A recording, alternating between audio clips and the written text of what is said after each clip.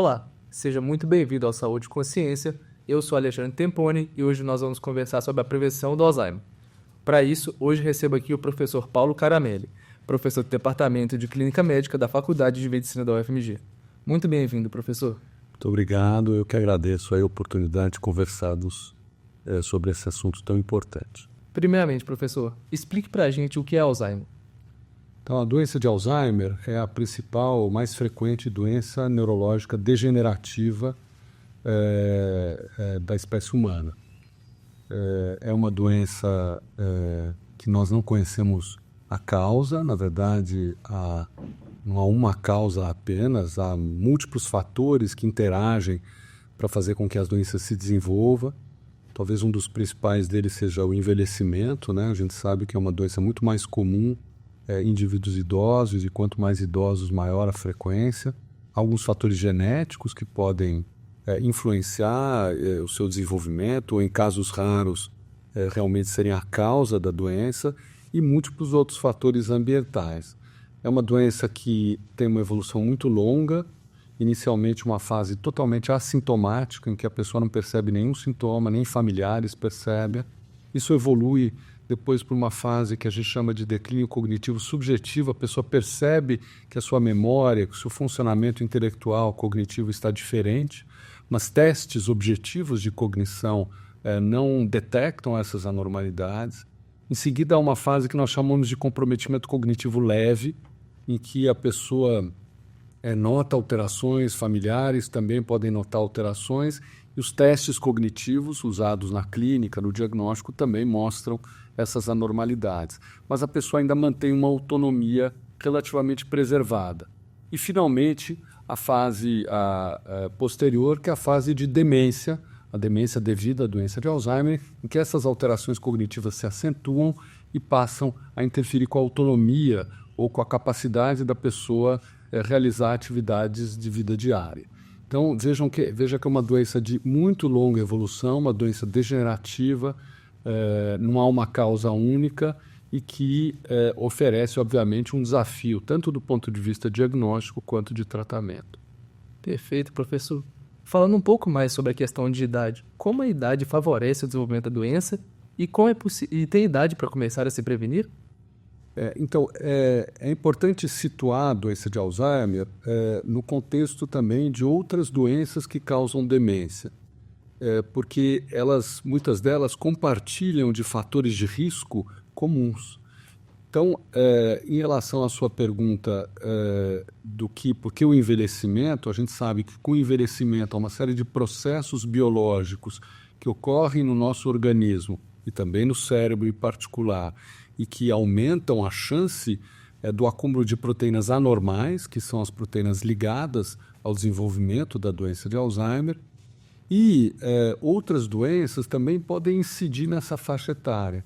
Embora a doença de Alzheimer seja a principal causa de demência, 55% a 60% dos casos de demência na comunidade estejam relacionados à doença de Alzheimer, isso no Brasil e em outros países também. Nós sabemos que é muito comum a associação de doença de Alzheimer com outras doenças, por exemplo, doença vascular cerebral. E de modo que a idade para se preocupar com isso, eu diria, desde sempre. Quer dizer, mesmo o indivíduo jovem deve se preocupar com fatores de risco que incidem ao longo da vida, né? E esse é um ponto que eu acho que vale a pena mencionar, porque não é algo que a gente deve se preocupar apenas quando passa dos 60, dos 65 anos, mas deve ser uma preocupação do indivíduo e dos sistemas de saúde bem anterior a isso. Perfeito, professor. A predisposição genética para o Alzheimer, ela representa um fator muito importante no surgimento da doença? Então, causa genética de doença de Alzheimer como um fator determinante, ela é rara. Menos de 1% se estima pela maior parte dos estudos em torno de 0,6%.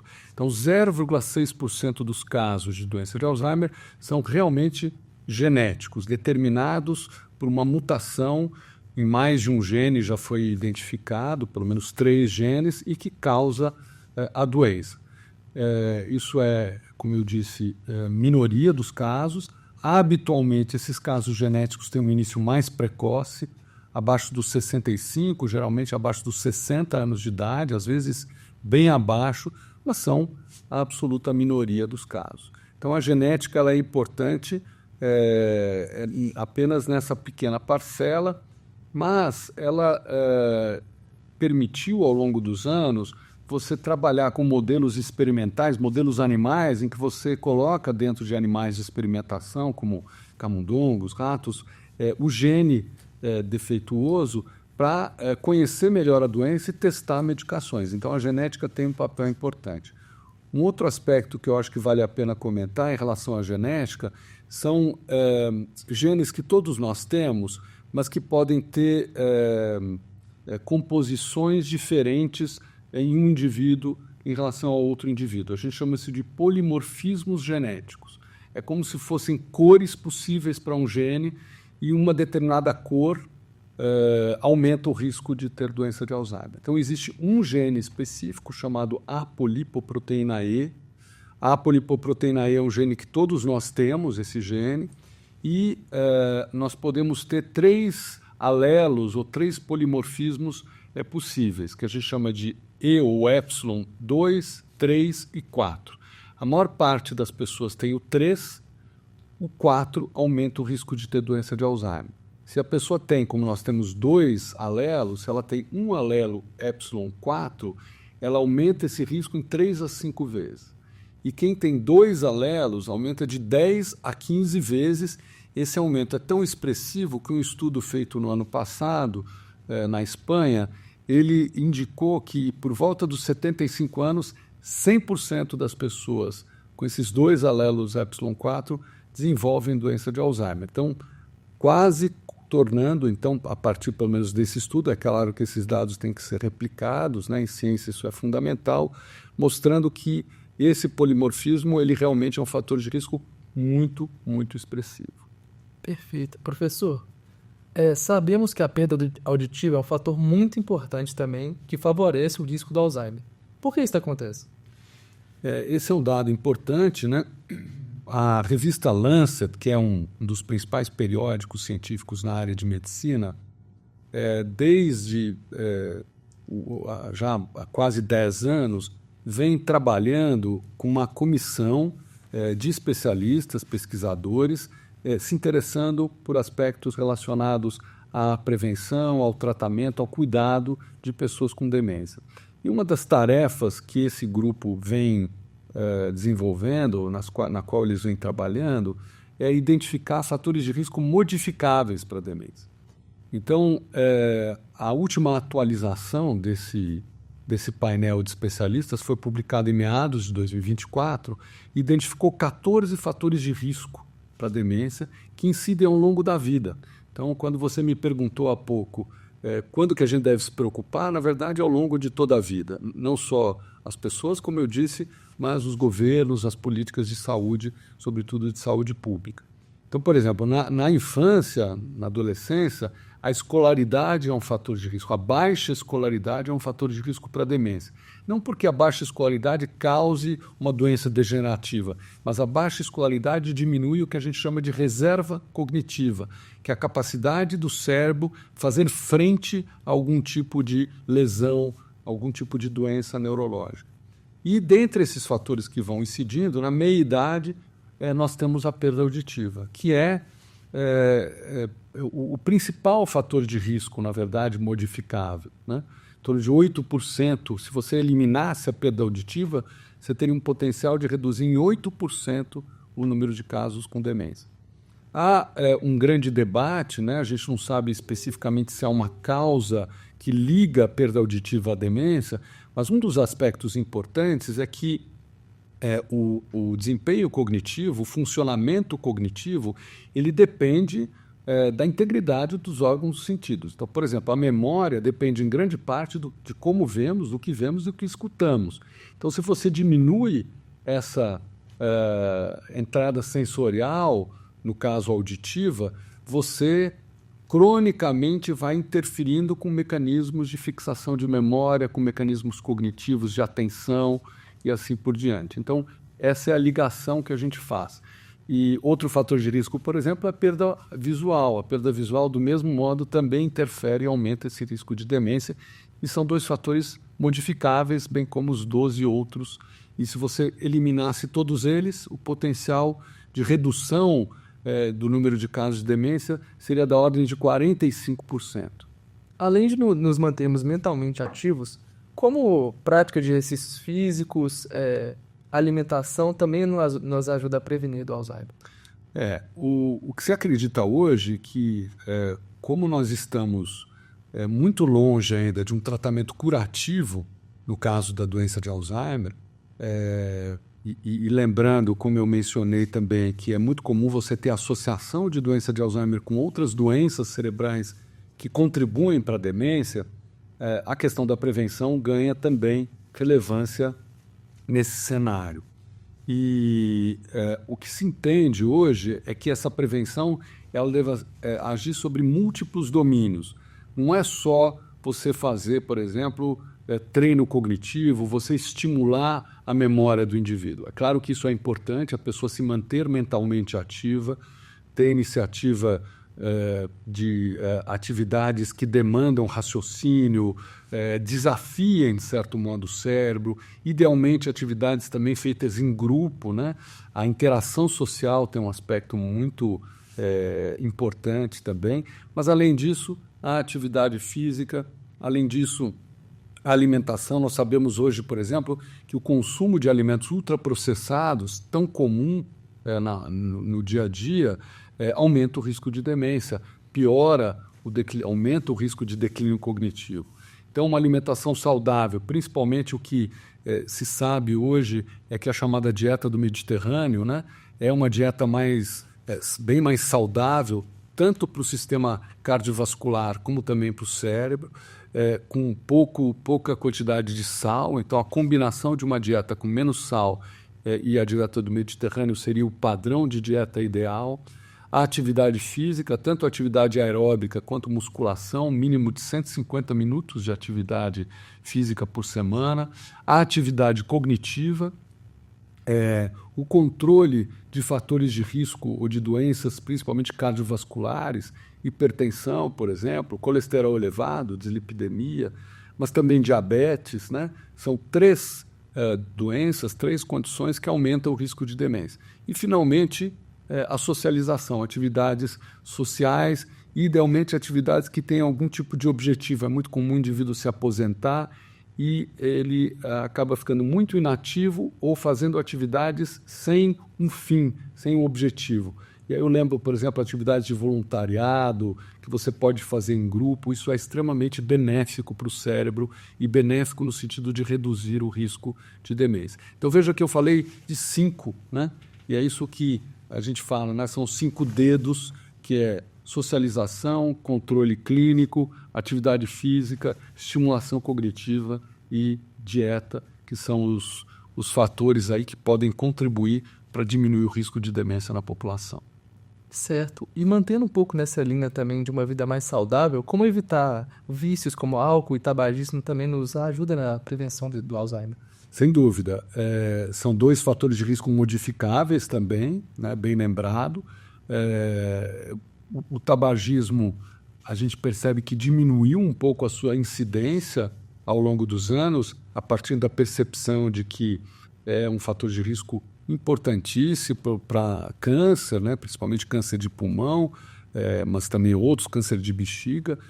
Mas nos últimos anos a gente vem tendo uma preocupação, vem percebendo com muita preocupação o aumento do consumo de cigarros eletrônicos, né, principalmente pelas novas gerações, e que a gente mal ainda conhece todos os efeitos, embora saibamos que há casos graves, né, de comprometimento pulmonar, por exemplo, doença pulmonar grave secundária ao uso de cigarro eletrônico.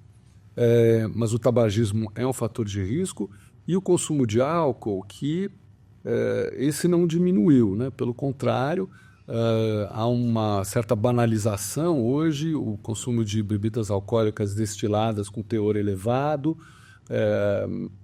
lembrando que não é o indivíduo que apenas que tem dependência, né? Que é obrigado a beber, tomar bebida alcoólica, porque senão ele não consegue, ele se sente muito mal.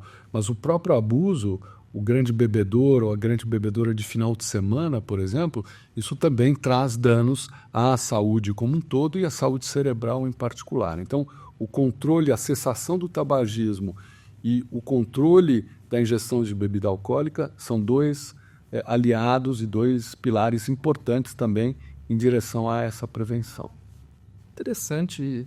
Existe alguma doença autoimune que está relacionada ao Alzheimer? E como preveni-las pode ser um fator fundamental contra o Alzheimer? Em princípio, assim, embora a doença de Alzheimer, na sua fisiopatologia, né, nos mecanismos que causam a degeneração cerebral, haja mecanismos inflamatórios, né, dentro do cérebro, não existe, em princípio, uma associação entre doença autoimune e doença de Alzheimer. Até, curiosamente, existem alguns estudos um pouco mais antigos que observaram uma associação inversa entre doenças autoimunes que necessitavam, por exemplo, do uso de drogas anti-inflamatórias, medicações anti-inflamatórias, e o desenvolvimento de doença de Alzheimer. Isso, inclusive, lá nos anos 90, início dos anos 2000, abriu a perspectiva de se testar anti-inflamatórios para o tratamento de doença de Alzheimer, mas esses estudos foram negativos. Então, não se usa, não se recomenda o uso de anti-inflamatórios. Mas, em princípio, não há uma associação entre doença autoimune e doença de Alzheimer, embora, como eu disse, seja uma doença que inclui na sua fisiopatologia, nos seus mecanismos, também questões relacionadas à inflamação cerebral. O senhor participa de uma pesquisa internacional sobre prevenção de demências. Tem alguma coisa que você gostaria de compartilhar sobre essa iniciativa, principais resultados? Então, essa iniciativa eu acho que é muito importante e vale a pena comentar. É o chamado estudo FINGERS, né? Dedos. Né? Eu falei há pouco dos 5 dedos, de 5 aspectos ou pilares importantes na prevenção de demência, e daí que vem esse nome, né? O estudo FINGERS ele começou na Finlândia, o primeiro estudo foi publicado há 10 anos na revista Lancet, né, uma revista importante, e esse estudo mostrou em pessoas com idades entre 60 e 77 anos que tinham um ou mais fatores de risco para demência, então um risco aumentado de desenvolver demência, elas não tinham demência, e elas foram alocadas para 2 tipos de tratamento, 2 tipos de intervenção não medicamentosa, que é um deles uma intervenção que a gente chama de flexível, né? Então as pessoas recebiam orientações gerais de saúde sobre dieta, sobre a importância de atividade física, sobre a importância de manter sua mente ativa, sobre a importância de controlar pressão alta, diabetes naqueles indivíduos que tinham esse tipo de problema. E um outro grupo que, além dessas orientações, eles foram estimulados a fazer isso com acompanhamento. Então, um acompanhamento por um educador físico, com nutricionistas, com clínicos, para garantir que eles estavam seguindo essas medidas. E, ao final de 2 anos, se observou que esse grupo que teve um acompanhamento mais rigoroso, ele teve uma melhora no seu desempenho cognitivo. Então, esse foi um estudo que acendeu a luz para um efeito bastante benéfico de medidas não medicamentosas, não farmacológicas, sobre o funcionamento cerebral, sobre o funcionamento cognitivo. Isso abriu o interesse de diversos outros grupos ao redor do mundo de investigarem essa medida, essa intervenção em outras populações. Então, por exemplo, nós sabemos que no Brasil, na América Latina, os fatores de risco para a demência eles são menos bem controlados. Há muitos indivíduos, por exemplo, com pressão alta, com diabetes mal controlados. Nós temos um nível educacional menor.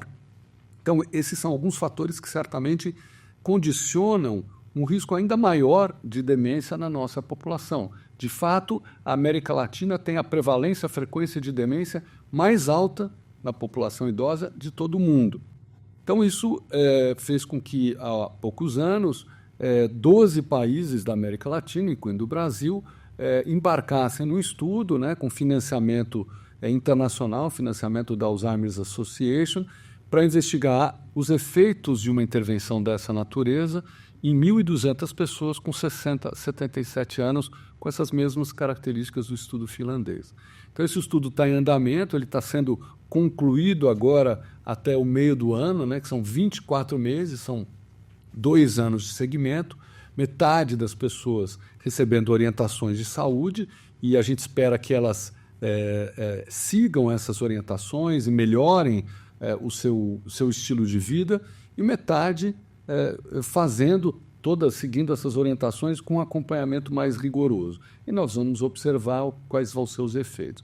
Hoje, existem várias iniciativas Fingers, além do LATAM Fingers, que é o Fingers latino-americano, em 12 países, ao redor do mundo. Estados Unidos, Canadá, Europa, Ásia, agora iniciando um Fingers na África. Então, veja que os 5 continentes, Oceania também, os 5 continentes fazendo estudos, seguindo essa orientação. Então, de 40 a 50 mil pessoas sendo estudadas com esse tipo de abordagem. O que acho que vai oferecer dados, não só do ponto de vista científico, mas possivelmente de saúde pública, a gente espera que bastante úteis e relevantes para o futuro e para poder oferecer um envelhecimento mais saudável.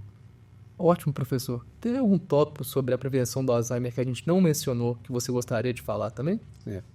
Eu acho que talvez uma mensagem final que eu poderia dar é o que eu também já comentei, que a doença de Alzheimer, embora seja a principal causa de demência, em geral, ela não vem sozinha. Ela vem acompanhada de doença vascular cerebral, de, eventualmente, acúmulo de outras proteínas anormais no cérebro que causam degeneração cerebral, de modo que mesmo se amanhã nós tivéssemos um remédio 100% eficaz para a doença de Alzheimer, nós não eliminaríamos a demência, exatamente por essa questão de múltiplas causas, de múltiplos fatores, de modo que os mecanismos de prevenção eles são particularmente relevantes nesse contexto, porque eles podem atuar sobre mais de uma doença. Muitos desses fatores de risco que nós discutimos aqui, eles não são exclusivos da doença de Alzheimer, mas eles também participam, aumentam o risco de outras causas de demência. Daí o interesse de se trabalhar a prevenção. Professor, agradecemos demais sua participação. Eu que agradeço. O Saúde e Consciência fica por aqui. Veja outros episódios aqui neste canal. Informação é saúde e até a próxima.